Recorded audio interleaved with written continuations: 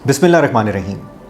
आज हम बात करेंगे एक ऐसे टॉपिक के ऊपर जो कि ना सिर्फ मेरे दिल के बहुत करीब है, बल्कि जो हमारा ये सेंटर है इंस्टीट्यूट ऑफ रीजनरेटिव मेडिसिन, ये इसमें स्पेशलाइज़ करता है और वो है एंटी एजिंग ट्रीटमेंट। और आज की जो हम वीडियो कर रहे हैं वो उनका नाम है मसूद अलवी, जो कि एक पिंडी इस्लामाबाद का जाना पहचाना नाम है। बल्कि अगर मैं कहूँ तो बिज़नेस कम्युनिटी के अंदर पूरे पाकिस्तान में जाने जाते हैं बहुत बड़े बिल्डर के नाम से। तो वो मेरे पास एक मेरे कॉलीग के रेफरेंस से हमारे पास आए। My name is Masood Alvi, I am CEO of Prism Estate and Builders and Construction Company. मेरा प्रॉब्लम ये था कि I am diabetes around 15 years ago. 15 साल से मैं डायबिटीज़ पेशेंट हूँ। तो मैंने अपनी डायबिटीज़ को पहले शुरू में मेडिसिन से कंट्रोल करने की कोशिश की। बहरहाल फिर मैंने सेकंड थॉट उसके ऊपर सेकंड चीज़ के ऊपर चला गया कि लाइफस्टाइल से चेंज की। लास्ट ईयर से मुझे फिर डायबिटीज़ में प्रॉब्लम आना शुरू हुआ कि वो मेरी एक्सरसाइजेज़ की वजह से भी रोक नहीं रही थी। शुगर लेवल जो है वो हाई होता जा रहा था। मुझे फर्स्ट ये प्रॉब्लम था। सेकेंडली उसके साथ ही इंटरकनेक्टेड प्रॉब्लम ये था कि मेरा BP जो है वो कुछ अरसे से कोई अराउंड 6 मंथ से कंट्रोल नहीं हो रहा था, हायर साइड पे था, जिसको मैंने काफ़ी ट्राई किया कि मैं मेडिसिन से कंट्रोल कर लूँ। लेकिन वो एट द एंड क्या हुआ कि मुझे काफ़ी हाई डोज मेडिसिन लेनी शुरू की। तीसरा थर्ड वन ये था कि मेरा स्टमक भी जो है वो उस लेवल का नहीं था, डिस्टर्ब कर रहा था। तो इसकी वजह से मेरी जो डेली लाइफ की रूटीन थी वो डिस्टर्ब थी काफ़ी ज़्यादा थी। जब ये मेरी प्रॉब्लम्स बननी शुरू हुई डायबिटीज़ वाली, तो मैंने फिर मुख्तलिफ डॉक्टर्स के साथ कंसल्ट करना शुरू कर दिया। लेकिन उन सब का एक जो टिपिकल कन्वेंशनल किस्म का स्टाइल था कि वो यही था कि मेडिसिन दे देते थे, मेडिसिन की डोज थोड़ी सी हाई कर देते थे, लेकिन रेमेडी कोई भी नहीं थी, यानी कि उसका सोल्यूशन मुझे कोई भी नहीं मिला। काफ़ी डॉक्टर्स को दिखा चुके थे थ्रू आउट पाकिस्तान, और उनकी शुगर और उनका ब्लड प्रेशर कंट्रोल नहीं हो रहा था, और उसके साथ साथ स्ट्रेस ले रहे थे, जिसकी वजह से कि वो उनकी रोज़मर्रा की जो एक्टिविटी है वो बहुत ज़्यादा इफेक्ट हो चुकी थी। वो अपने बिज़नेस के अंदर अटेंशन नहीं दे पाते थे। जिस टाइम पे बंदे को शुगर हो जाती है, डायबिटीज़ हो जाती है, अगर वो अपनी कंट्रोल ना करे तो विद इन नो टाइम के कहते हैं उसको काफ़ी से ज़्यादा प्रॉब्लम आता है। प्रॉब्लम नंबर 1 क्या है कि आपके जो एनर्जी लेवल है वो काफ़ी से ज़्यादा गिर जाता है। फिर इसी तरह जब आपको BP है, BP हायर साइड पर रहे तो फिर वो मुझे तो काफ़ी प्रॉब्लम्स हो रहे थे। मुझे माइग्रेन अटैक्स होते थे, सर में दर्द था। तो मैं अपना वर्क उस तरह, अगर बिज़नेस पॉइंट ऑफ व्यू से देखूँ तो वर्क उस तरह नहीं कर पा रहा था। सेकेंडली अगर मैं घर वाली साइड पे देखूं तो डेफिनेटली फिर मैं अपने बच्चों को उस तरह का क्वालिटी टाइम नहीं दे पा रहा था। जब वो हमारे पास आए, हमने तमाम मरीज़ों की तरह उनकी एवेल्यूएशन की, उनकी असेसमेंट की, और उसके साथ हमने बताया कि जो हमारे एंटी एजिंग का प्रोटोकॉल है क्या। बेसिकली आपके बॉडी के ऑर्गन्स को जितना एक्टिव रखते हैं वो आपके सेल्स हैं, स्टेम सेल्स हैं। तो मुझे उन्होंने उसके बारे में ब्रीफ़ किया, तो फिर मैंने प्रॉपर उनसे गाइडलाइन ली और फिर जो उन्होंने प्रोसीजर दिया था उसको फॉलो किया। तो ये स्टेम सेल्स का भी एक प्रोटोकॉल है। प्रोटोकॉल में ये है कि सबसे पहले वो एक ओजोन डायलिसिस करते हैं।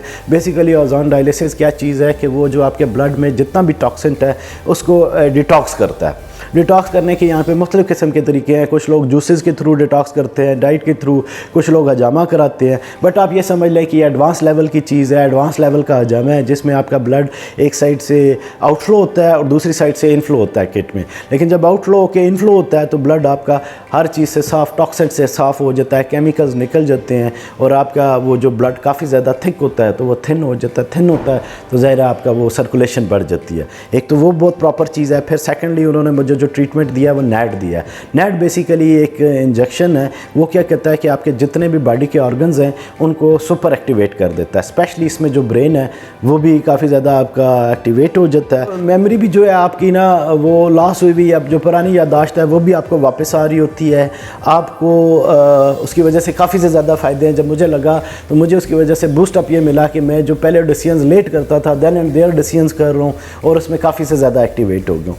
थर्ड नंबर पे फिर मुझे स्टेम सेल्स लगे हैं। स्टेम सेल्स लगने के बाद मैं समझता हूँ कि मेरी एनर्जी जो है आज से पिछले 10 साल पहले वाली एनर्जी आ गई है। शुक्र अल्हम्दुलिल्लाह मेरा इस टाइम पे कोई 5 वीक्स हो चुके हैं। मैं अराउंड 6 वीक में जा रहा हूँ। तो I am more than satisfied और मैं बिल्कुल खुश हूँ जी इस चीज़ से।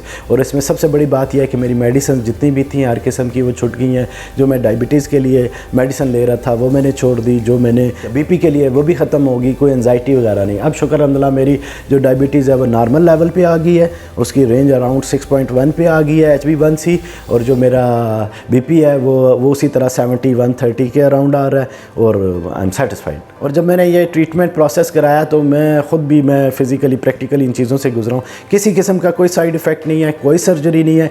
सर्जरी जस्ट लाइक आप ये समझ लें कि जो एक इंजेक्शन की वो आपको वो पेन होती है उससे ज़्यादा इसके अंदर कुछ भी नहीं। अब वो अपने बिज़नेस को जो पहले टाइम नहीं दे पाते थे वो अपना पूरा टाइम दे रहे हैं और वो इस बात पे ना सिर्फ खुश हैं बल्कि उनकी सारी टीम खुश है कि वो इस एक्टिविटी की तरफ वापस आए हैं। और उसके साथ साथ जो सबसे ज़्यादा हेल्दी एक्टिविटी, यानी उन्होंने अपने जिम जाना शुरू कर दिया है और जिम के अंदर वो अपनी भरपूर तवानाई के साथ अपनी एक्सरसाइजेज करते हैं। और वो कह रहे हैं कि वो ऐसी एक्सरसाइजेज जो आज से कई साल पहले वो नहीं कर पाते थे, अब वो करने के काबिल हो गए हैं। जॉइंट्स के प्रॉब्लम्स हैं जिनको, उनके लिए बहुत अच्छी चीज़ है। मुझ जैसे रिलेटेड जिनको प्रॉब्लम्स हैं उनके लिए बहुत अच्छी चीज़ है। तो अराउंड ये कोई 600 जो मुख्तलिफ़ किस्म की बीमारीज़ हैं उनको ये स्टेम सेल्स कवर करता है। और मैंने बहुत से ज़्यादा लोगों को गाइड किया है और अभी कई लोग मुख्तलिफ़ स्टेजेस के ऊपर हैं। कोई इस टाइम पे अपना ओजोन डायलिसिस करा चुका है, कोई नेट करा चुका है, कोई स्टेम सेल्स है। तो उन लोगों का भी फीडबैक बहुत अच्छा है जिन जिनकी इस ट्रीटमेंट स्टार्ट हुई है। तो मैं हर उस बंदे को रिकमेंड करूँगा, अगर इस किस्म के कोई प्रॉब्लम्स आ रहे हैं एजिंग में और इस तरह की चीज़ें, तो उनको मैं रिकमेंड करूँगा आप ये कराएं।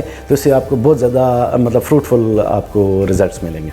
अगर अपने आप को एक सर्टन एज के बाद समझना शुरू हो गए हैं कि अब आपके अंदर बुढ़ापे के साइन आने शुरू हो गए हैं, जो काम आप पहले कर पाते थे अब वो नहीं कर पा रहे, तो आप ज़रूर हमारे सेंटर पर तशरीफ़ लाएं। और ये ट्रीटमेंट मैं हर किसी को रिकमेंड करूँगा आफ्टर 40 वो करवाएं, क्योंकि आपको वो जो अपना यूथ जो आपसे जा चुका है वो आपको वापस मिलेगा।